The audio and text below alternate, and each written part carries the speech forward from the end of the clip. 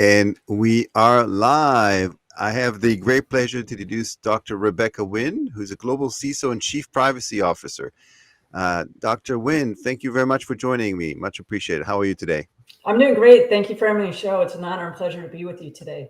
Thank you very much. And, before we get started, I believe you are the most educated, formally educated person on this podcast, even though I've done over 200 of these.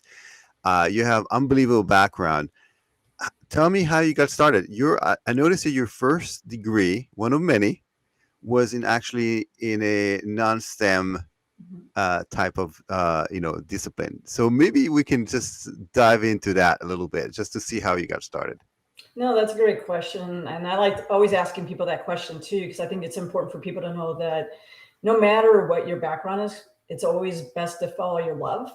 And as the world changes, your love can change, and it's okay to go ahead and change careers. So I started out actually as a chemistry major. I went to Cal Poly San Luis Obispo, so California Polytechnic State University, San Luis Obispo, which is underneath Ivy League.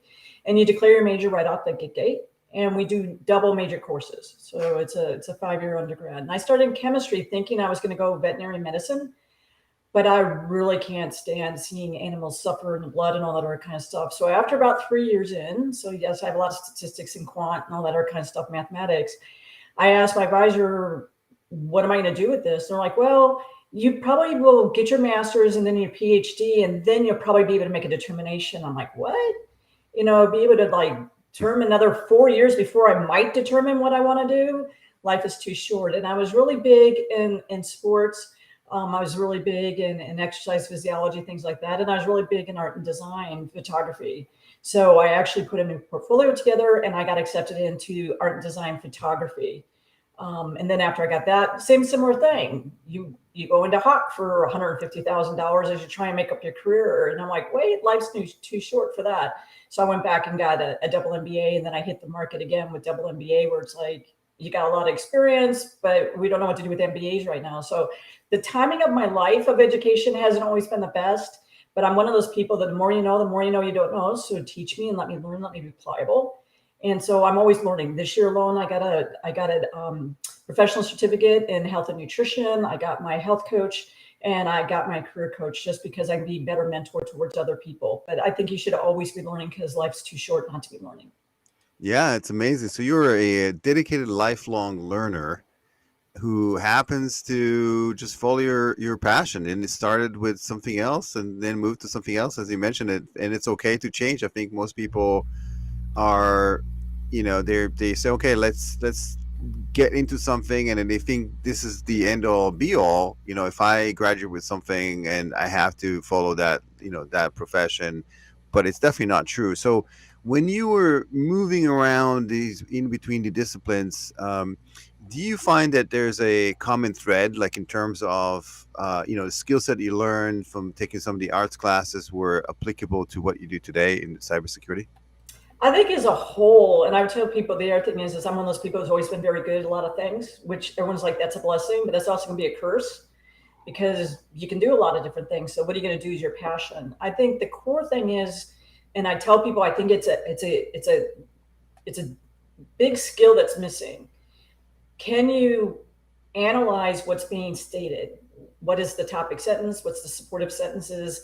Does it work? Does it not work? That critical thinking skill, I think, works in life. And I think that we've seen holistically that people aren't doing that. And the more that we get to shorter and shorter sound bites, people aren't saying, well, they said X, but what was the context of what they said and why?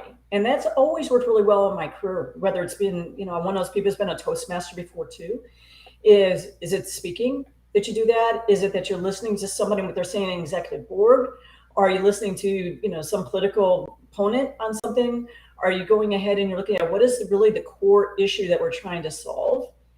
And then what does success look like? I think without having those skills that we're seeing that affects a lot of companies, a lot of people in their day-to-day life, it comes down to being able to make those communication styles. And so that throughout my life, I've been a good writer. I've been a good talker, but I've also been a good listener. And I have at my core value a wholehearted person, authentic. I'm always authentic and wholehearted. And I think if you have those, that even if your career changes trajectory, you're going to find that you're still being attracted to wholehearted, authentic people, communicate well, and people have the best intentions, and your life will be okay, even if you have several different careers that you're jumping through. You'll find in the end, they all really did tie together, and those were usually common themes. At least it's been for mine. Yeah, that's fantastic. But I think that you brought up a really great point. There is a almost like a universal trend towards short sound bites. Like look at TikTok, look at YouTube Shorts. We no longer watch like 45-minute long documentaries. We watch snippets of documentary. 2 minutes, 3 minutes, and you read like titles of articles. We don't actually read the articles, and I think that's also expresses itself in interpersonal communications and business, right? So how do you know develop those interpersonal skill set and the ability to see the bigger picture and know how to ask the right questions, analyze and develop these critical skills where the world around us is doing exactly the opposite? I think you need to go ahead and take a challenge for yourself. Go ahead and take an article that you're reading and go, what's their main point? Did they support their main point? Did they give me, 3 reasons why their point is valid? And did they go ahead and substantiate that, and how they substantiate it? I think take out the old school piece of paper. I do that. What are they trying to say? How do they support it? Did they go ahead and cite somebody else? And then check those citations. It's amazing to me how many people write and they use citations. And you're like, this has nothing to do with the tea in China. What are they doing? Nothing against China. But it has nothing to do with what we're talking about.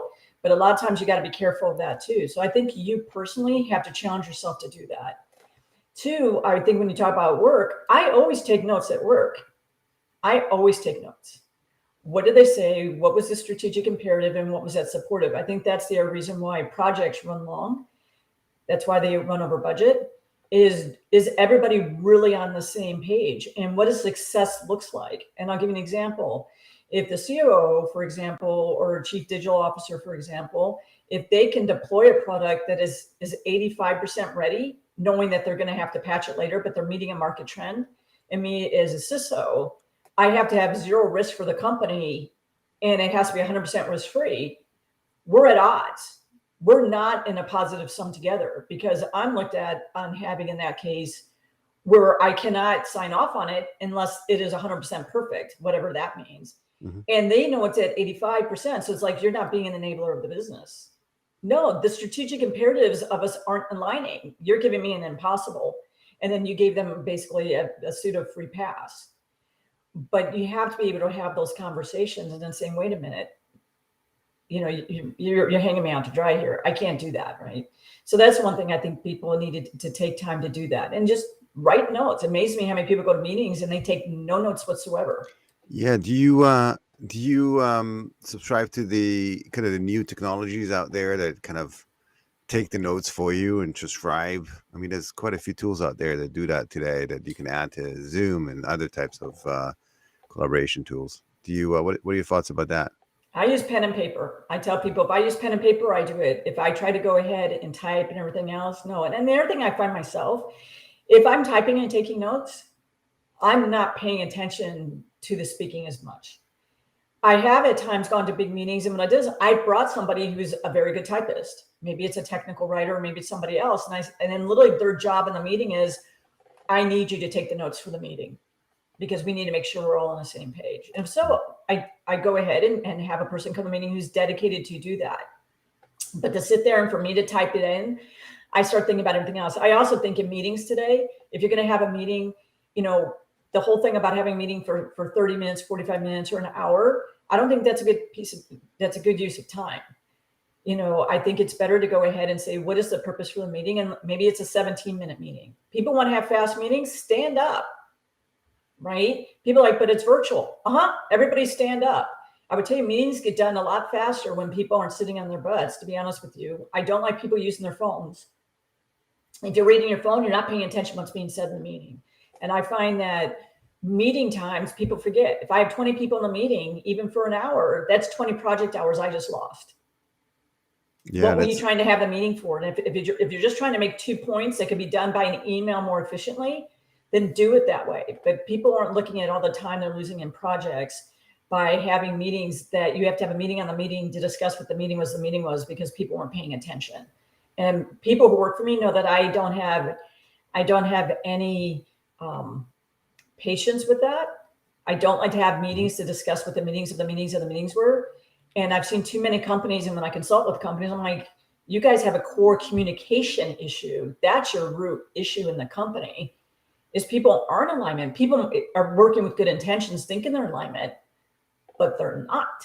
And yeah. a lot of Well, they it comes say, back to that definition of, are you and I on the same page? yeah, Dr. Wynn, that's the we say the roads to hell is paved with good intentions. Yeah, the That's something like that. what the 13 levels of Inferno by that famous painter, the Dante, whatever his name is. I'm sorry, I probably Dante's 13 levels of hell or whatever, that painting. Yeah, something like that. So tell me, you're doing engagement right now. You work with a lot of companies. You get called in. I'm assuming for particular problems that needs to be solved, whether it's preemptive or proactive or reactive. Uh, what is kind of your first first steps you take when you're first engaging with the client? What does that look like? How do what type of question do you ask? How do you very quickly, as you mentioned, efficiently get all the information you require to help them out? Well, I'll tell you, sometimes it's like pulling teeth. I recently even had a legal firm who got hit by ransomware attack. Hmm. They've been hit several different times, and their whole thing was, should we buy? We just want your opinion. Should we buy X product to put X product in? And I'm like, I wouldn't be doing my due diligence if I just answer that. And I said, what you're doing, it's like a dam that, you guys have been hit in a variety of different ways, and you keep taking a new BandAid. Okay, there is a systematic core issues running around. You need to go ahead and give me some hours to even do a quick assessment. Let me talk to your system administrators. Let me talk to some of your key people. So Let me see how they're thinking. Right? they wanted a Product efficiency tactical, too. yeah, tactical band-aid solution to a strategic issue. And you basically came in and said, no, that takes quite a bit of courage. No, they're paying the bills. Sometimes you just want to satisfy. Would you just say, hey, you know, F it, let me give them what they want and move on? Or what was kind of your take on it? How did you handle it? No, I won't do that if I'm working directly for a company, and I won't do that if I'm working as a consultant or VCISO or something like that for a company as well too. There's too many companies out there who want to put a Band-Aid. They want to go ahead and, how do I just pass the audit? I pass the audit and then let me unflip all my controls. I tell people, you don't know that's happening. It's happening, and it's very scary. They go ahead and they get their PCI, they go ahead and get their ISO, they go ahead and get some other stuff too, and they think it's a piece of paper, one and done. Unflip all their controls so they can run day-to-day operations, have auditors come in again, let's go ahead and reset everything really quickly and to do it. I love it when I read those people in the newspapers and they finally get busted. I don't like them that they get busted, that unfortunately individuals get caught. And I am one of those You people know, who fines and stuff like that, and hopefully those companies will get under. But I tell people it's because they never fix the core systemic issues. It is, you have to have security and privacy and compliance, and I'm a big privacy by design ambassador, most people know. You have to be able to build that into the core culture. And mhm. if you're not going to go ahead and you still want to work in yesteryear, but you want to go ahead and give the illusion that you are taking privacy and security and compliance and risk management successfully, I tell people I don't do business with them, and I get out of doing business with them as quickly as possible. There's some companies who can have an aha moment and they're like, now we really get it. Let's make the change. But if you just want me to go ahead and say, here's a product that you can put in, and you hope and pray that it's going to be okay, I tell people I don't want to do business with them, because what they're doing is, remember, I can do jail time, right? I can get federal fines, I can get state fines, I can go ahead and do federal jail time by you going ahead and showing that I didn't do my due diligence. And I think people as CIOs and CTOs and CISOs and other leaders need to realize that you personally can be put on the liability. And if a CEO is not willing to put their name on it, if they're going to have a risk acceptance, and the digital officer or the product officer or the CEO is not willing to put their their signature on it, chief compliance officer, for example, or you as a CISO, that's a key point that that company is probably looking for scapegoats. And I would tell you, I spin away from those companies as quickly as possible. And those I mentor, I encourage them to run away as quickly as possible because So they're going to be you looking at it. essentially are firing some of your customers. You're saying, okay, Exactly. you're just saying, hey, I don't, I've looked into it, and I apologize greatly. You guys are great, guys and girls, and I just move on. I don't want to be. Do you give them the chance though to fix? I'm assuming you do it in a very nice way, like you are saying, hey, listen, these are the issues.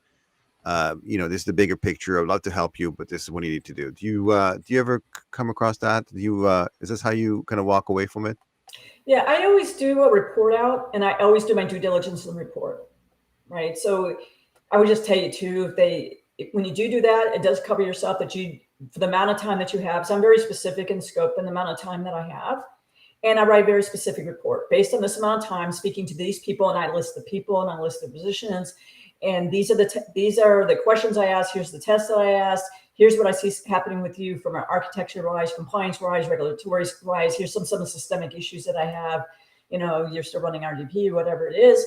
I go ahead and I will write that out. And here are my immediate recommendations. And here's your next steps that I think that we should take. Mm-hmm. Then they can choose too about like, holy crap, I just wanted to know what the BandAid was. And so thank you for your report, but I'm not going to do business with you. It's okay. I can walk away with clean plans and a clean mind as well too.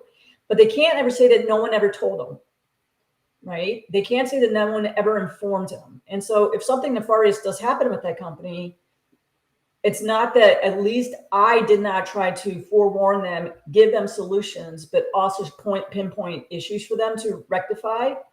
And I gave them a couple different courses of action to do that.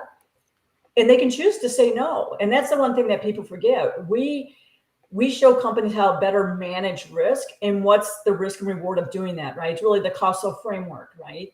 From an enterprise risk management standpoint, it's their choice if they want to do that or not.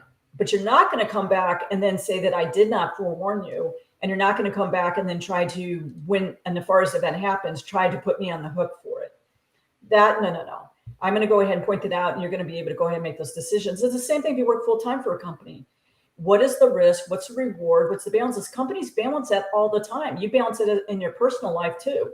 What's your deductible that you have in case you have a fire? What's deductible if you have comprehensive or collision on your car? You balance that all the time. What's the deductible you carry on your health insurance? Companies do that too.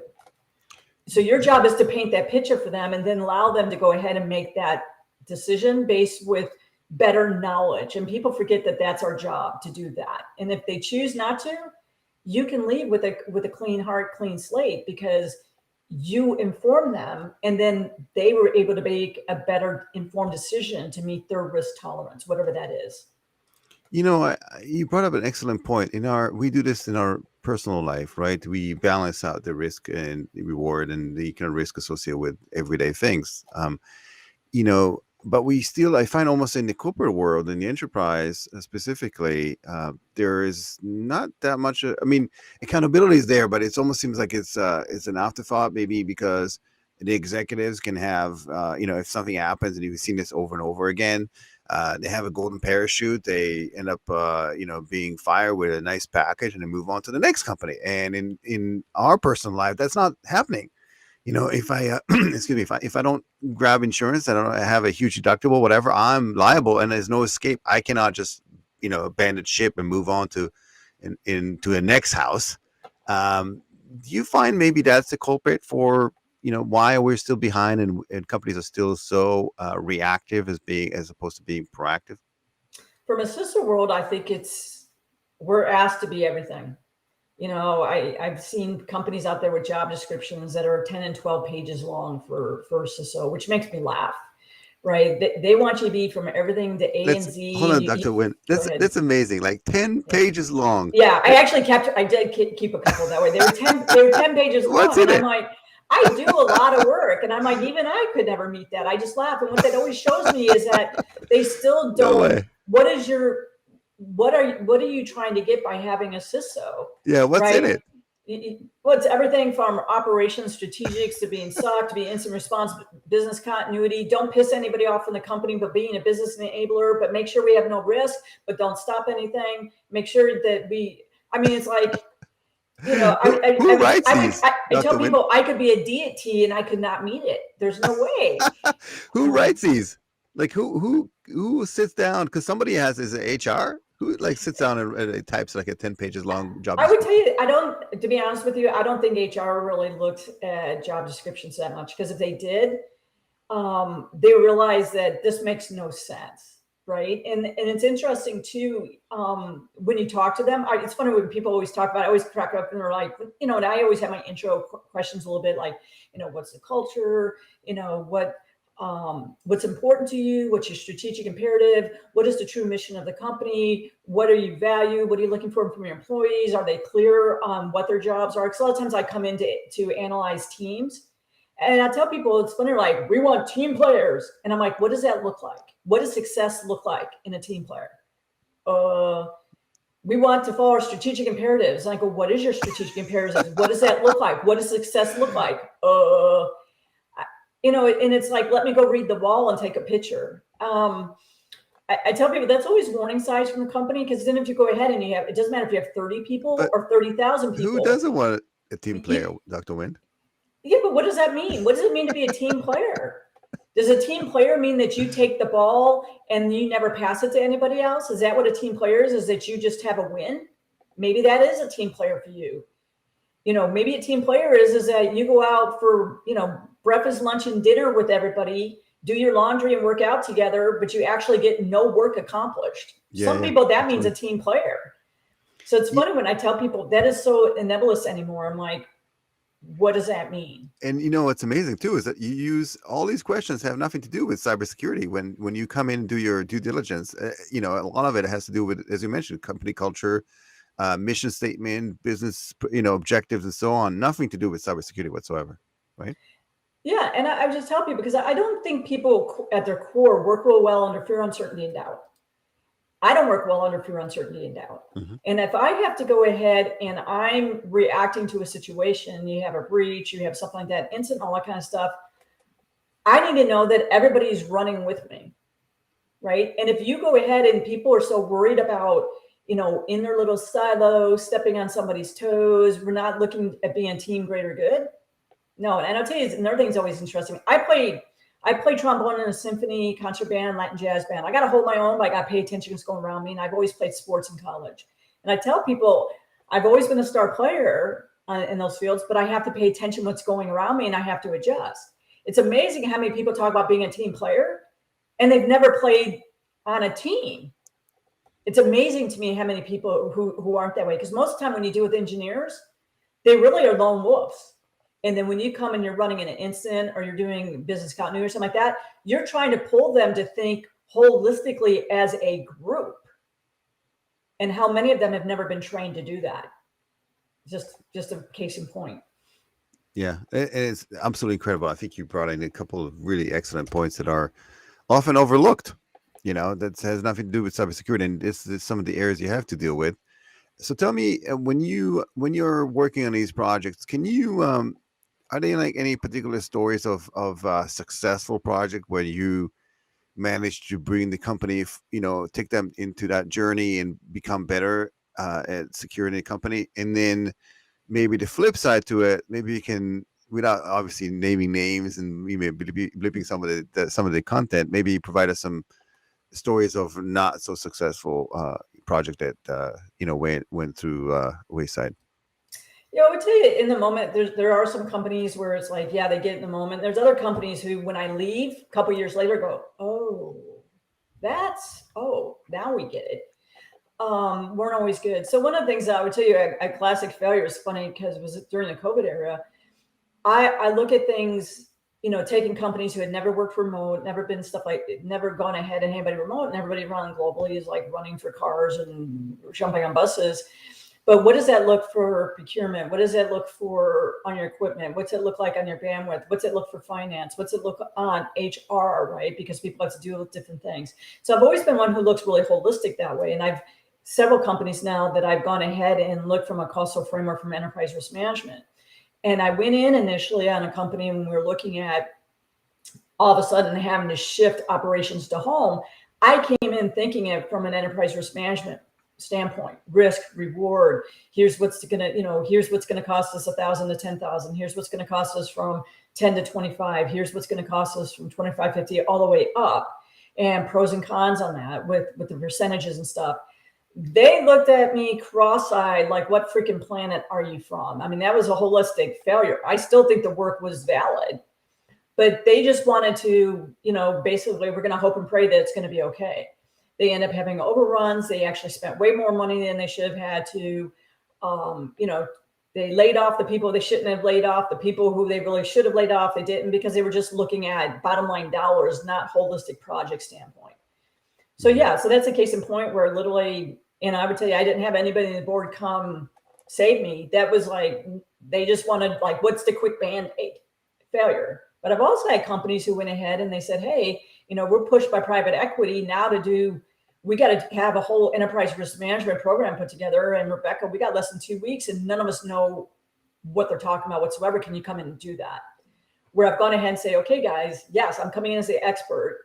Let me go ahead and let's do the mindful very quickly. And then how can I go ahead and flip this project around in 80 hours that we at least have a framework, we have a point of reference, that I go ahead and name maybe, 8 top departments. Let me go ahead and let's go ahead and what is the top 3 areas in finance and human and software and things like that. So we can at least start to have a pathway forward, and then them being very good to be with me. So part of it comes down to when we talked earlier about what is the core of the company. If it's, I just want to get past this versus I want to use this so I can become a better company, better human. And that's the standpoint I am as an individual. Every day I try to be at least 1% better. And so at the end of the year, I should be at least 37.5% better. There's some people who don't ever want to get better. And I'm like, you're 3.75% worse every year. So now we're almost 40% different. So you got to get on companies who want to be better as well. So how do you become 1% better every day? Tell me what's the secret to doing that? The formula maybe. Well, find something. For example, like I was talking to a person that was mentoring last night. We talked before that I was on the phone till like 2 a.m. across the world talking to a person. And I said, you know what? You talk about working out all the time. Mm-hmm. So you're not working out and you haven't been working out. Do 1 minute. What is 1 minute that you can do? Can you do 10 push-ups? Can you stretch for 30 seconds? What can you do for 1 minute? Yeah, you can even park your car somewhere far. Yeah, just what is that one thing? And if you just go ahead and you have a glass of water every morning when you get up, if that's all you do, you can lose up to 10 pounds of excess salt that you carry around that your body doesn't need. So what is that one small item that you can do? People talk about, I don't like to go to the gym. And I'm like, okay, you pass the gym every day. Yes. How about if you just pull into the parking lot? Your goal tomorrow is just to pull in the parking lot. That's it. Nothing else. You will at least pull, and pretty soon they will get out of the car, go in the gym. And if you just walked in and got on the bike for 1 minute and left. But I tell people, you got to build in those one things. I use a habit app. And I have did I do my trombone breathing, right? Did I practice my trombone? Did I, meditate? Did I go ahead and not eat any crap today? What are those little things that I can do? And what'll happen is you start seeing that doing those small little things made you better. So if you could just, you're like, I only have 10 minutes in my life. Everything else in my life is booked but 10 minutes. And I want to meditate and I want to take a walk and I want to go ahead and whatever. I want to do a Sudoku puzzle. Okay, so give yourself 2 minutes to do Sudoku. How about you walk around the block as you listen to whatever it is, classical music or something soothing? You just went ahead and were able to do 3 things in that 10 minutes that brought you to a better place in your life and made you a better human for those around you and better human for those at work. Because if we're not our best self holistically, internally, we're never going to be our best self at work as well. So I tell people, what are those small areas that you can build in holistically, but you got to do something that's easily to your day-to-day life. Can you take the same principle and apply that to, the company's security posture? continuous improvement on a daily basis, incremental way, just doing something a little bit better every day? I think one of the easiest, an easy example that people forget about is we always talk about we need cyber training, and that's one of the things that you always kind of fight with executives, right? I'm not going to give you 8 minutes for cybersecurity training. You take 8 minutes times 30 people, that's 240 minutes, blah blah blah, and you're like, yeah, and one breach just took you offline for 4 days, right? So I'm like, okay, how can you go ahead and build in cyber training to make it not as intrusive and make it more fun, right? You send them a newsletters or like whatever, and it goes into the heap. I tell people, if you don't do a tracker inside, do one of those zero trackers in your email, and you find out that people aren't reading it. But do they have screensaver? Can I pop up a screensaver, and can I make that screensaver fun? Can it be a cartoon? Can it be things like that? Can I go ahead, and while people are waiting to get to a meeting, security starts with you. Can I use as my intro waiting for the meeting to start? Can I do something small and mindful that way, so you can start building those things into That the is day-to-day fabric? a great idea, Dr. Wynn. I think that there's yeah, like the 1 minute before any kind of Zoom meeting to talk about something important, around cybersecurity, and again, make it fun, as you mentioned. Like, doesn't have to be like super duper, serious and all of that. And I think that's the missing link. I think that the human element, to have everybody, carry the weight, the responsibility to be secure as a company, and it's a mindset, it's a culture, right? It's a teach your employees to become a little bit better at asking the right question before clicking or before talking to somebody and divulging information and so on. It's all about culture. So I don't want to. I feel like there's so much more we can talk about. Maybe we'll do a part B of this session. It's been wonderful. But we can't move on before talking about kind of the current events.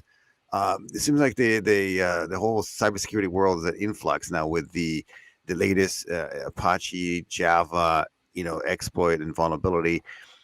Talk to me about that. What have you seen the impact of that? And I mean, this has been one of many, and it seems like I'm hoping we're going to be here tomorrow in the next year or so. So the sky's not falling. The things are still up and running.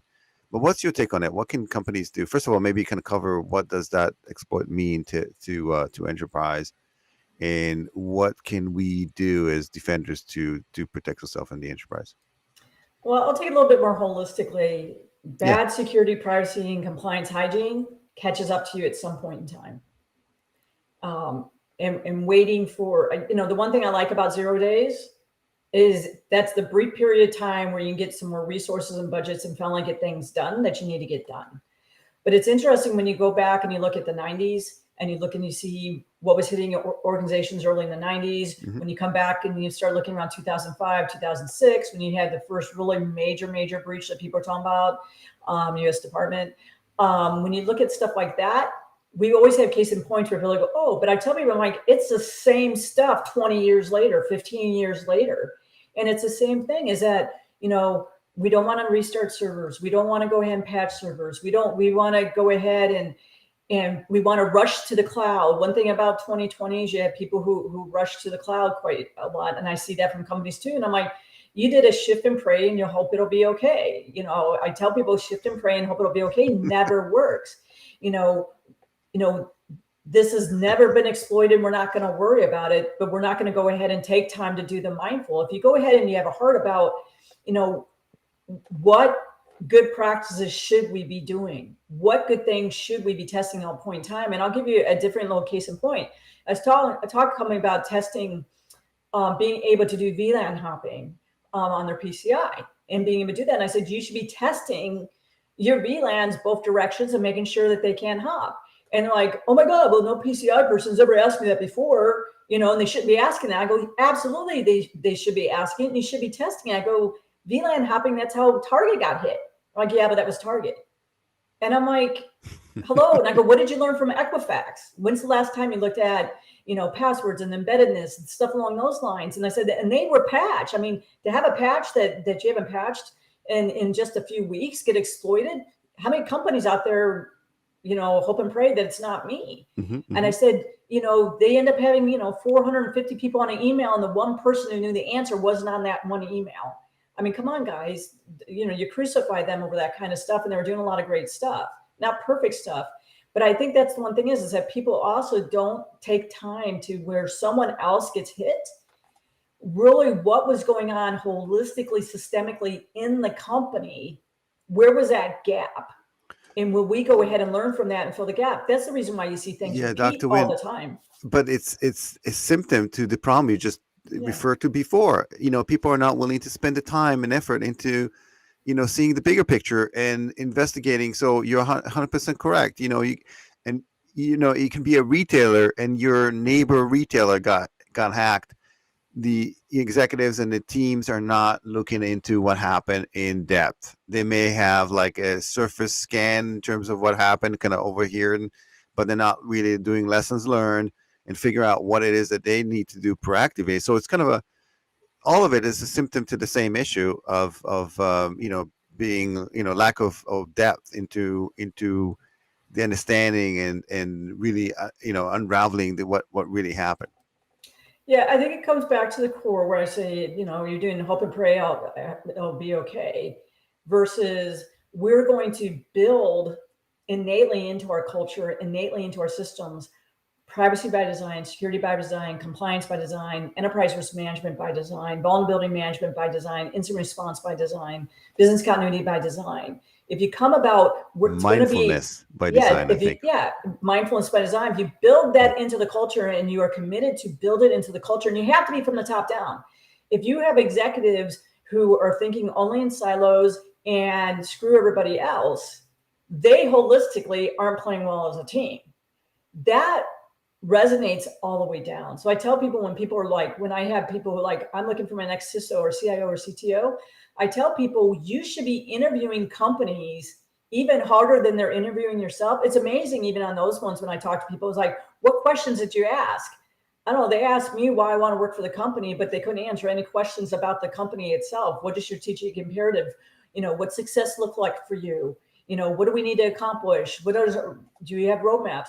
They're clueless. And I said, that should give you a hint as a security professional or a technologist that you're going to be fighting an uphill battle all the time, because the bad guys, they do have a strategic imperative. They do have plans in place. They do go ahead and have attack vectors that they're testing. They do have checklists that they're doing. It's amazing how many people on the other side hope that someone else is actually going to put that stuff in. And so if you're not going to get with a company who's going to be dedicated to that, I tell people, it's just a matter of time before they're breached again. And if you're coming from, we're never going to be breached versus I hope that is true, but we're going to go ahead and we're going to do our best to make sure that our customers' data and our employees' data is protected at all points in time. We're going to define what the golden nugget is. We're going to put the right processes and procedures in place. And unfortunately, if a nefarious event happens because that person has no life and they have an army that can come after us, can we quickly resolve it and minimize the damage and show that we're being mindful and we did our due diligence to the best of our ability? People forgive that, right? It's a matter of time. But if you don't have a company that holistically is coming from that mindset, I tell people they're not going to be good companies to be with. And I tell you, they're personally companies I personally do not do business with as an individual either. I think we need to talk with our dollars as well. You see a company keeps being in the news and they keep having breaches and they keep doing the wrong things and they're not ethical company. Don't do business with them. And Dr. Wynn, I've seen that before. I've seen somebody at a forum. Basically, somebody was asking, "Hey, how's this company?" And what's interesting, somebody came on this forum and said, "Hey, this company is notoriously known for past breaches and losing the customer data. I would not do business with them." And this was an individual, so he didn't say, "Oh, their prices are so so, their support is so so." Basically, it was specifically talking about them being hacked and not caring about their the kind of user data.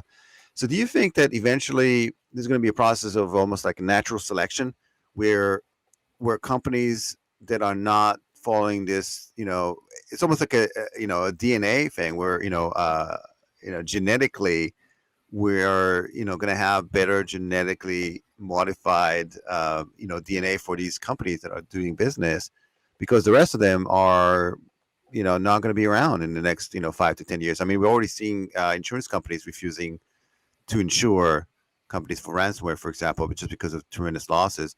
So eventually they'll have to incur their cost of getting breached. And then, what are your thoughts about it? Are we eventually going to filter out all those companies that don't comply and don't become better at being secure? I would love to say yes, but the answer is no, unfortunately. But I would tell you though, I do have a lot of startups who do reach out to me and they do Hmm. want to try and set things up better. But I think one of the things is that people just, you know, a lot of companies will go by that people have short attention spans. And I tell people I pay attention to that. I don't do business with companies who personally who, they steal other people's intellectual property, they steal other people's copyrights, they go ahead and they, to me, they falsify assessments, they do all that kind of stuff. I don't do business with them. I walk away from those type of people, be it that they ask, like you said, they ask me to consult with them, or they're people who want my business, they want me to go ahead and recommend their product and let stuff to other people or things like that. I walk away. And the thing is people, when you talk about like CISOs, that's the reason why we have the great resignation that's happening right now, is that we're saying, no, I have integrity. I have core values. I have the ethics that I've put on from CISSP, ASACA, and different things like that, that no, doing business the way you do business goes against all of our core ethics. And I'm not going to go ahead and be part of that. I'm now part of the ISSA Ethics Committee International. And that's one of the things I hope to push as well too, is we as professionals have to look at our ethics and we have to be willing to walk away. There is enough great companies out there who are either already out there or they're up and coming, who want to do things the right way for privacy and security and all those other areas that you and I have discussed. They want to do the right things and they want great leaders to be able to show them how to do that mindfully and be solution minded. Guys, you don't have to spend time in companies who aren't part of that journey. Think enough of yourself to say goodbye and go on to these new levels. When you talk about that, I think some of the older companies who've been around, there might be companies around 15, 20 years. I'd say that's old, but some of them are still want to do things like, this is the way we did business 20 years ago, 15 years ago, and this is how we've always gotten away with it. I tell people there's new companies who want to do things the right way. Jump ship. Go and help those companies. You'll feel better as an individual. You'll help the industry more, and you'll help the world at large go to a better place. Those type of companies don't deserve your time or energy. And I say that on LinkedIn all the time, and I say that on these podcasts as well too. Love yourself enough to go ahead and get with companies who deserve you and deserve the talents that we have to go ahead and bring them to a better posture. Yeah, I love that. I absolutely love that, Dr. Wynn. So, what's the easiest way for people to get in touch with you if they need anything like consulting, just mentorship, more insight to any of the topics we covered today? What's the easiest way to get hold of you? Most people get hold of me through LinkedIn. LinkedIn is the only social media that I'm on.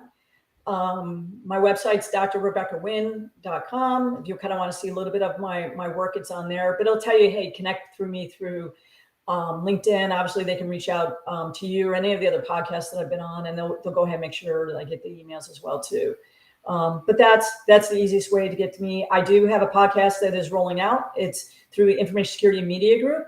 It's called the Soulful CXO, because I do speak from my heart and soul, and I have people on there. That is getting ready to roll out. We are in taping. We have been in taping the last couple of months, so look forward to that through ismg.io. But any of the boards, but LinkedIn is my social media, and that's where people can easily get a hold of me. Just send me a message, and they're happy to go on anybody's show, happy to go ahead and consult and work with anyone. Love that. And I feel we need to do, like I said, part B. I think we haven't even, we ran out of time, but we like to cover some additional topics, and we'll probably schedule that. But until then, thank you everyone for joining today's session. Just hopefully we'll get together again sometime soon in New York City. And until then, I highly recommend to follow Dr. Rebecca Wynn on LinkedIn and the other on the website and the new podcast coming up. And thank you